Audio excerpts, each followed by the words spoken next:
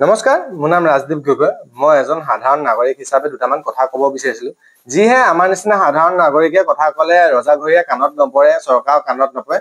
আজি সংবাদ মাধ্যমৰ যোগেদি মই এই দুটামান কথা ক'বলৈ লৈছোঁ। যিহে তাৰ আগতে মই এইটো ক্লিয়াৰ কৰি দিব বিচাৰোঁ যে মই কোনো ছাত্ৰ সংগঠনত নাই বা কোনো ৰাজনৈতিক দলত নাই। মোৰ আগতো কোনো নাই, পাছতো কোনো নাই। কিন্তু আমাৰ মৰমৰ জুবিন দাৰ মৃত্যু হোৱা প্ৰায় এমাহে পাৰ হৈ গৈছে। তো মানে একো উচিত তদন্ত নোপোৱা দেখি মই দুটামান কথা ৰাখিছোঁ, নিজৰ মনৰ কথা মই আপোনালোকক ক'ব বিচাৰিছোঁ যে আমাৰ জুবিন দা মৃত্যু হোৱাৰ পিছত যোনখন পষ্টমৰ্টম ৰিপৰ্ট আহিছিলে, সেইখন ছিংগাপুৰখন আমি চবে পালোঁ, কিন্তু আকৌ সেইখন ভুল হৈছে বুলি কৈ GMCত আকৌ নতুনকে আপোনাৰ পষ্টমৰ্টম কৰা হৈছিলে। সেই ৰিপৰ্টখন যে মুকলি কৰিব বুলি আমি চবে আশা কৰিছোঁ।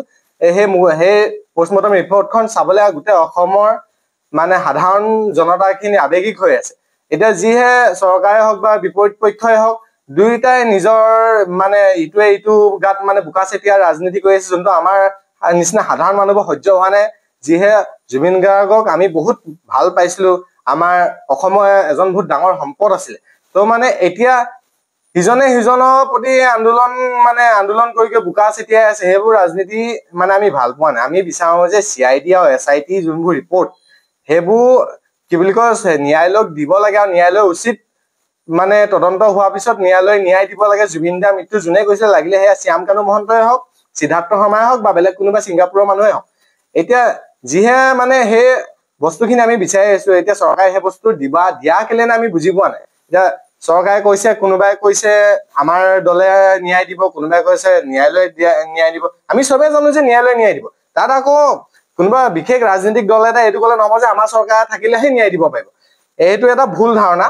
তো কি বুলি কয়, আমি জল্দিছে আমাৰ মানে মৰমৰ জুবিন দাৰ ন্যায় পোৱাটো বিচাৰো। আৰু যিহে তেখেতে যদি এতিয়া বৰ্তমান ন্যায় নাপায়, আমাৰ বহুত ল'ৰা ছোৱালীবোৰ মানে আৱেগিক হৈ আছে। বহুত ল'ৰা ছোৱালী চুইচাইড কৰাও দেখিছো।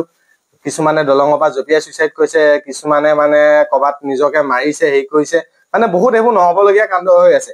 এতিয়া ৰৈ ৰৈ বিনালে চিনেমাখনৰ অহা আগতে যদি ন্যায় পায় জুবিন দা, আমি বহুত সুখী হ'ম। আমাৰ এইটোৱে চৰকাৰক অনুৰোধ আছে, আৰু SIT আৰু CID টিমটোক এইটোৱে অনুৰোধ আছে যে জল্দিছে সেই আপোনালোকৰ যোনখিনি তদন্ত ৰিপৰ্টছখিনি, সেইখিনি উচিত ন্যায়ালয়ত দিয়া যাওক। যিকোনো খবৰৰ বাবে যোগাযোগ কৰক 7099017330 লগতে 7099017110 নম্বৰত।